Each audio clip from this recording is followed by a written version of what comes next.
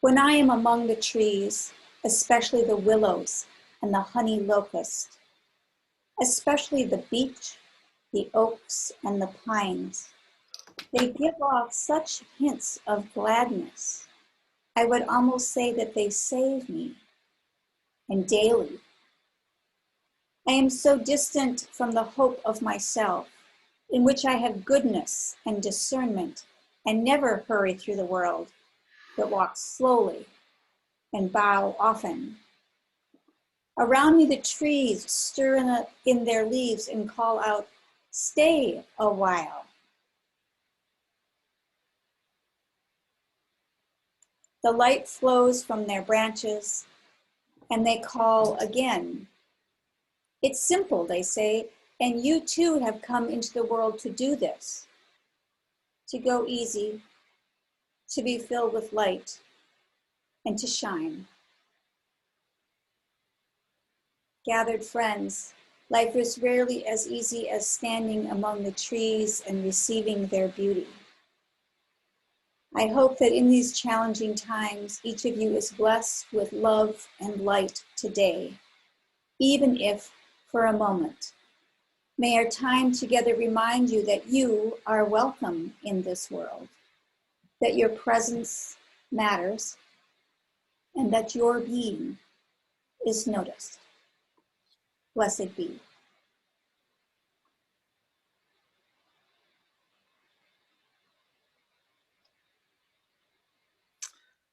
And at this time, we'd like to mention that we gratefully receive and gratefully give to this congregation.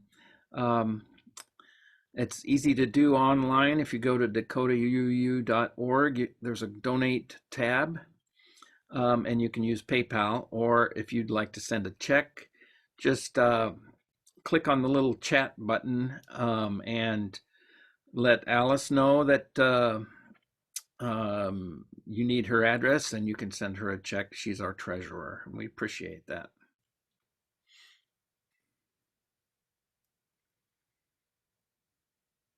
I believe Kelly has a reading from Matthew.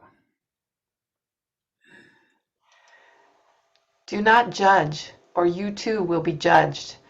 For in the same way you judge others, you will be judged, and with the measure you use, it will be measured to you. Why do you look at the speck of sawdust in your brother's eye and pay no attention to the plank in your own eye? How can you say to your brother, "Let me take the speck out of your eye," when all the time there is a plank in your own eye? You hypocrite, first take the plank out of your own eye, and then you will see clearly to remove the speck from your brother's eye. Matthew 7, verses 1 through 5.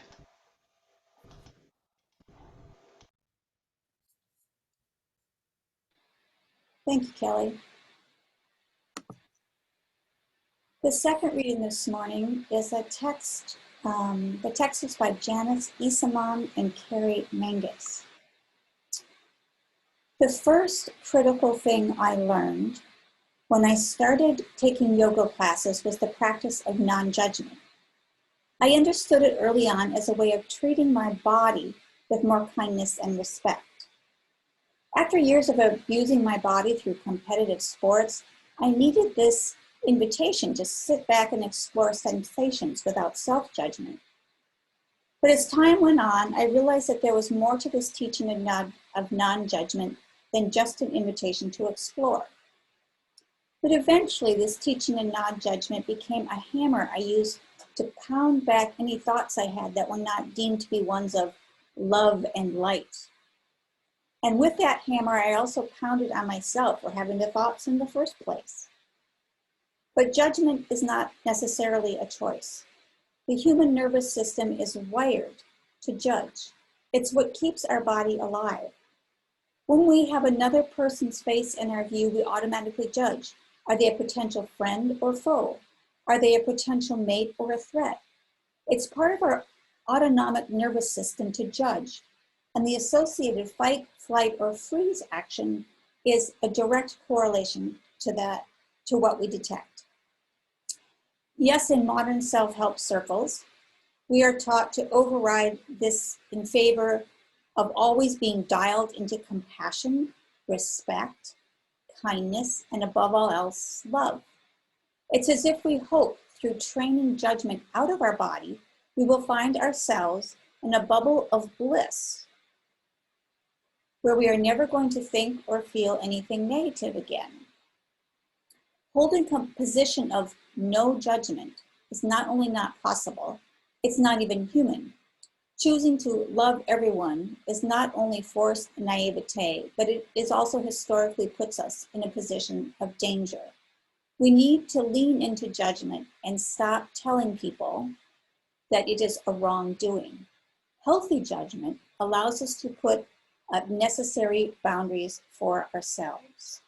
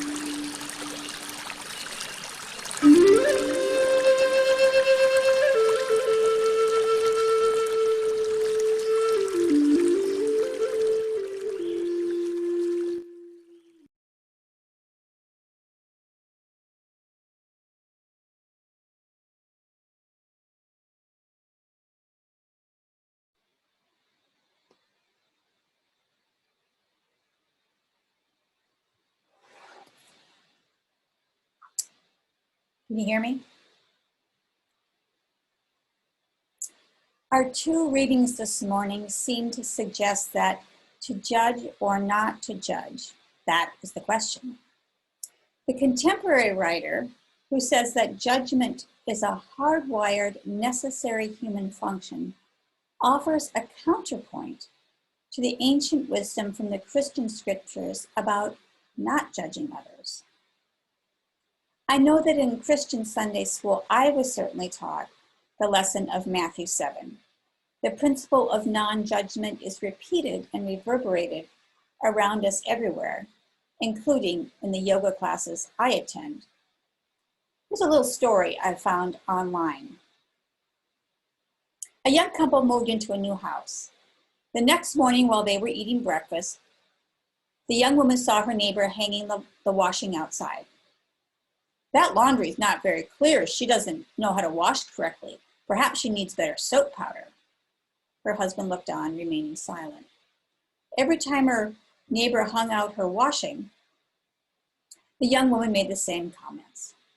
A month later, the woman was surprised to see a nice, clean wash on the line and said to her husband, "Look, she's finally learned how to wash correctly. I wonder who taught her this."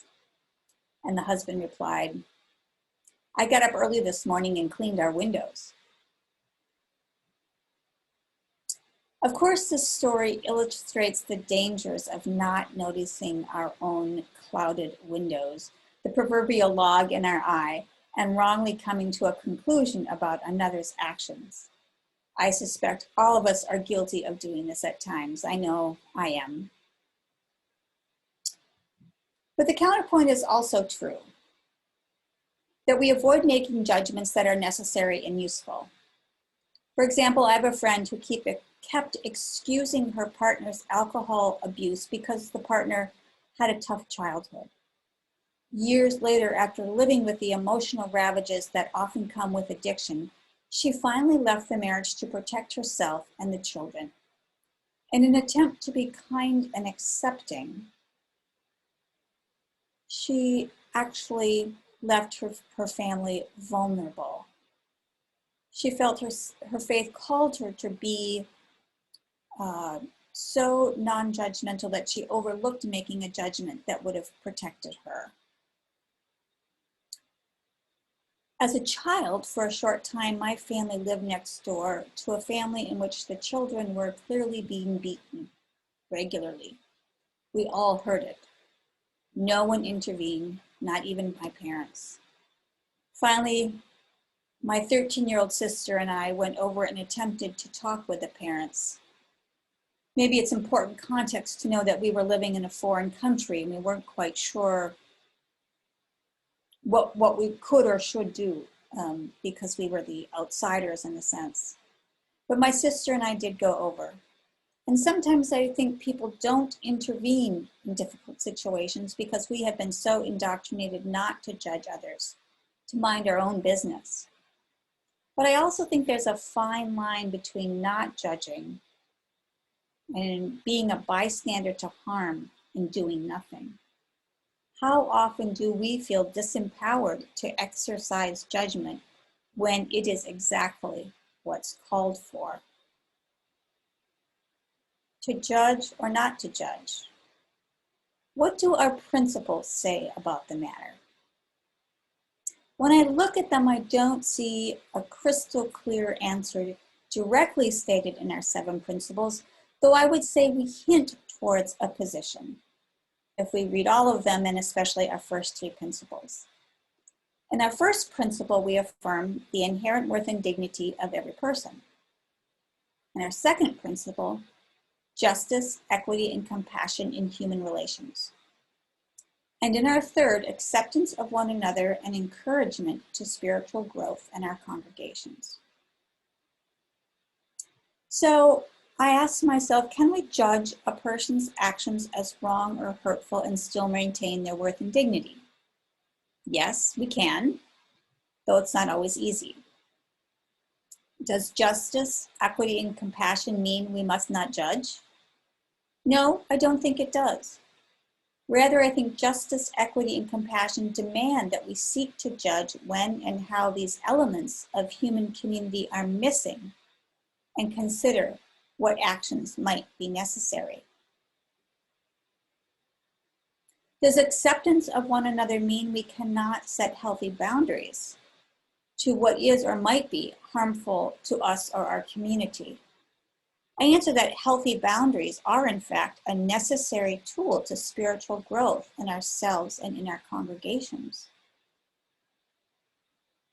So the concept of judgment is not simple. It's not a yes or a no, but far more nuanced. All over the nation, and certainly in Minneapolis, police departments are under intense judgment after the murder of George Floyd and the many, many who came before him, and those who have been killed after him. Is it not right and good and necessary to judge former police officer Derek Chauvin's actions as wrong? Doesn't justice and compassion demand that we ask difficult questions about the policies, the practices, and the culture of policing? Is this not where judgment belongs? I would say yes, and that we also need to be cautious as we name the abuses in the system of policing, that we automatically not judge every police officer as evil. Judgment requires caution and nuance. We are called to use our judgment to serve larger truth, not to serve sweeping prejudice. Nationwide, the January 6th Insurrection Commission requires that we do the hard work of investigating what happened that day in 2020. It matters profoundly whether it was a mob mentality that took over, or whether it was, as we are now learning more and more clearly, that it was a planned and orchestrated event by those serving in elected positions and by other trusted insiders. Unless we as a nation judge January 6th as a dangerous attempt to overthrow our democracy, we cannot learn how to protect ourselves from it happening again.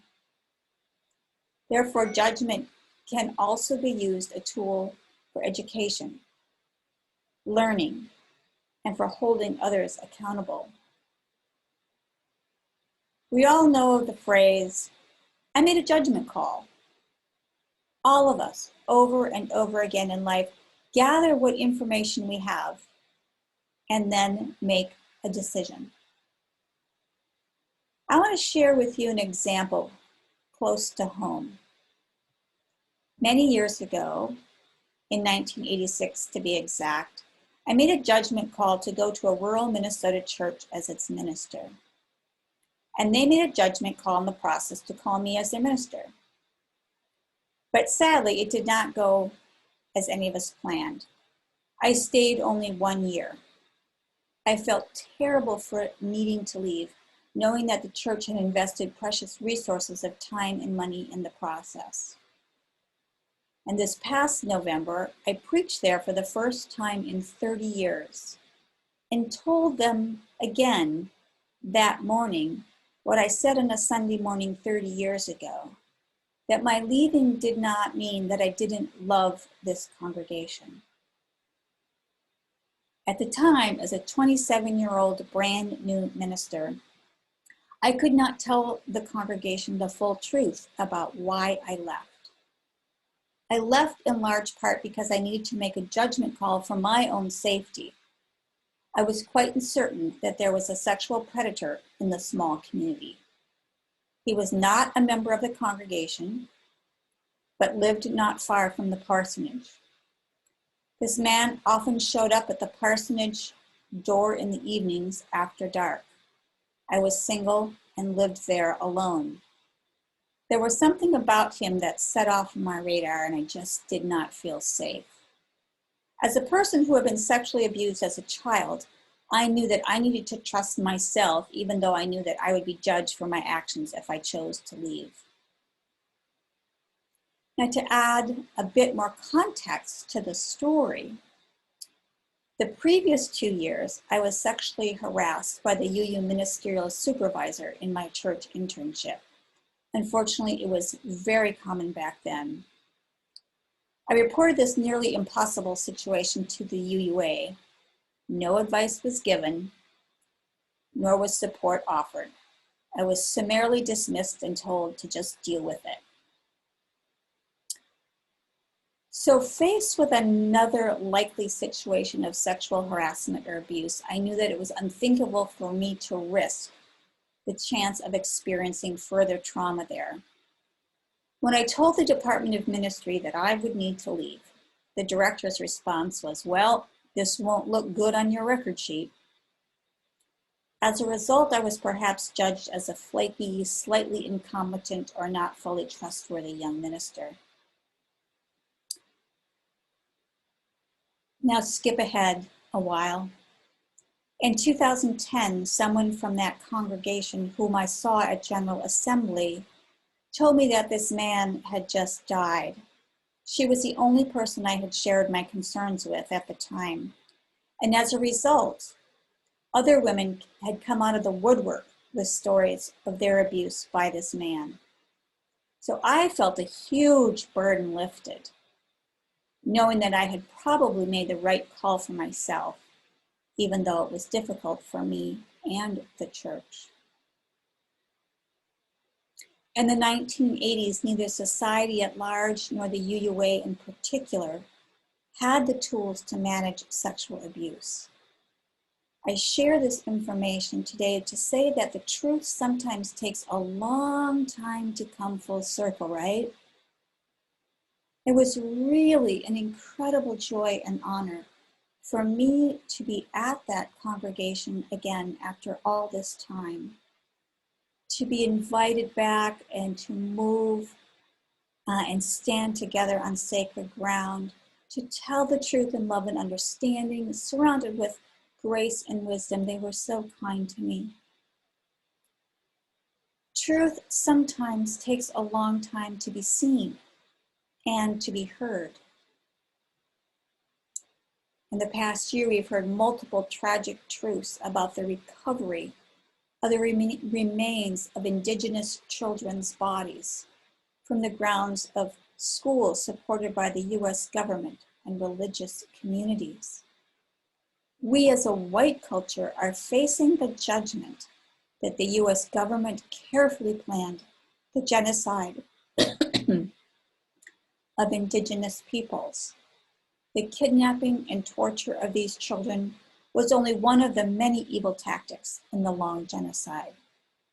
It's only right that as the truth finally comes to light to the dominant white culture who created and silenced the truth, that we are standing under judgment.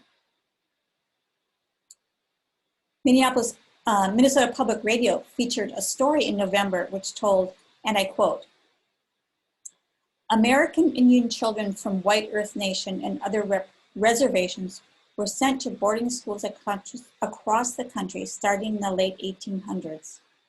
There were at least 16 boarding schools in Minnesota, most operated by religious orders. Many children were deeply traumatized by physical and sexual abuse, punished for speaking their language, and stripped of their culture. There was a lot lost at that time. Loss of culture, loss of identity, said Joe Lagarde, a White Earth tribal leader.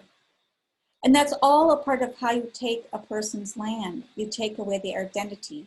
Once they lose that, it's easier to deal with them. End quote.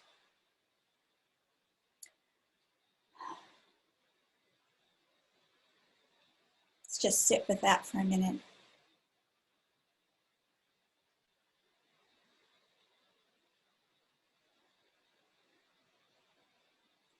Earlier in 2021, the prioress of St. Benedict's Monastery in St. Joseph, Minnesota, sent a 2-page letter to the White Earth Nation, apologizing for the religious order's role in the boarding school located there for decades. Children, she wrote, were forcibly taken from their families and placed in mission boarding schools with the intentional plan to root out native ways.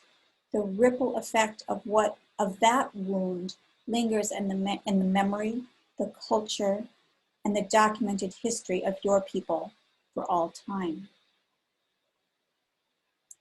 Judgment and truth can also become tools that begin a cycle of healing, forgiveness, and transformation. So I want to go back to the reading that Kelly shared this morning from the Gospel of Matthew. Most biblical scholars agree that the intent of the text in Matthew 7 was not to say that we should never judge. They deduce this by the surrounding Hebrew scriptures that often addressed just how necessary it is to use one's judgment carefully and wisely, to be discerning. The original word for judgment in this text, before translation, actually meant to condemn. We are not meant to condemn another. So I believe that we stand with the best of the Hebrew scriptures when I say that judgment is a powerful and sharp tool. We must use it with care and caution and with humility. It can harm the innocent, and it can also be used to build the common good, to move forward with grace. May it be so. I believe Chuck has a meditation for us, the song By Breath by Sarah Thompson.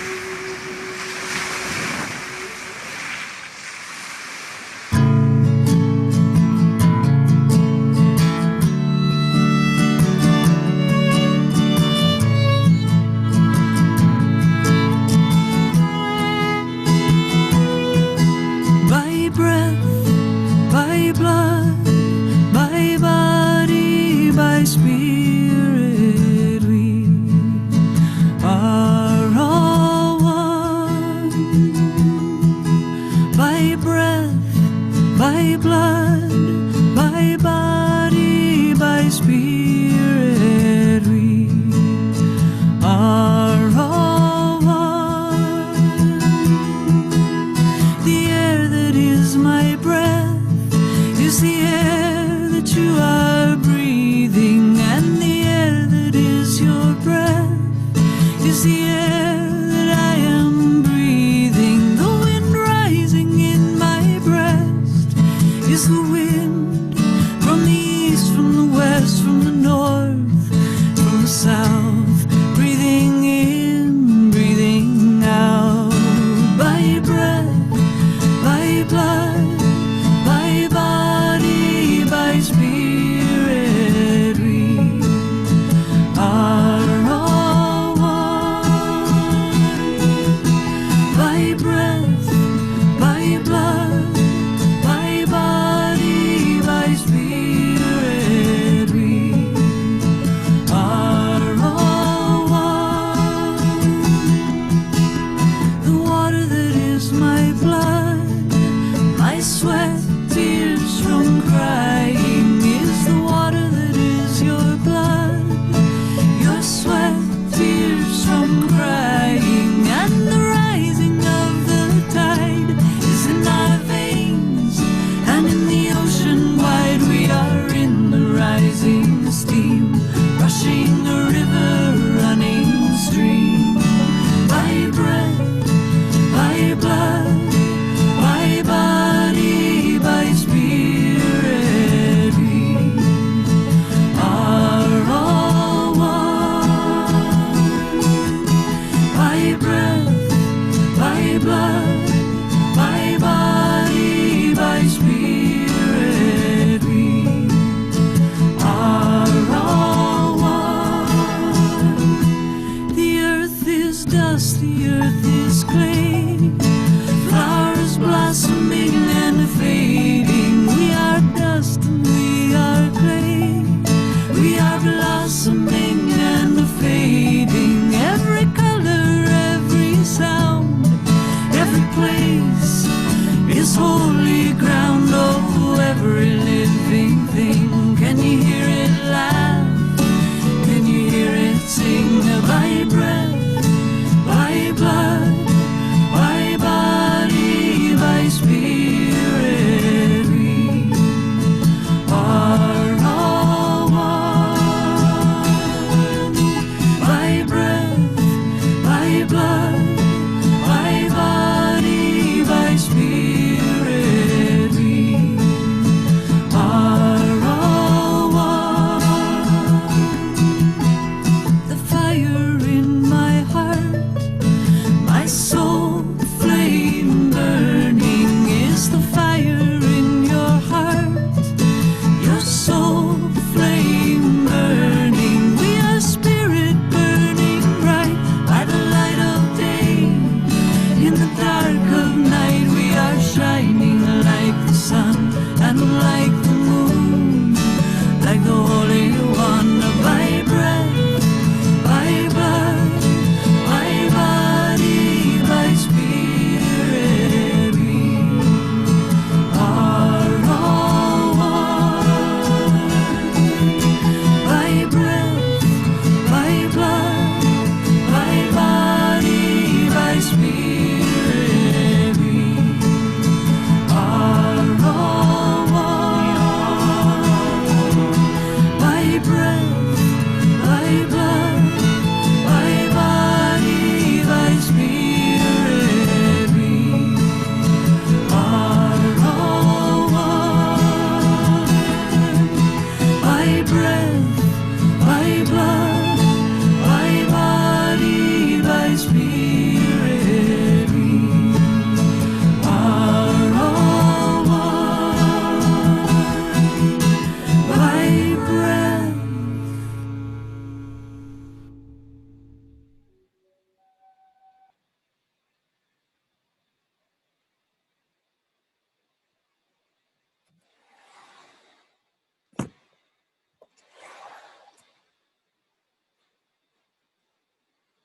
Let's see.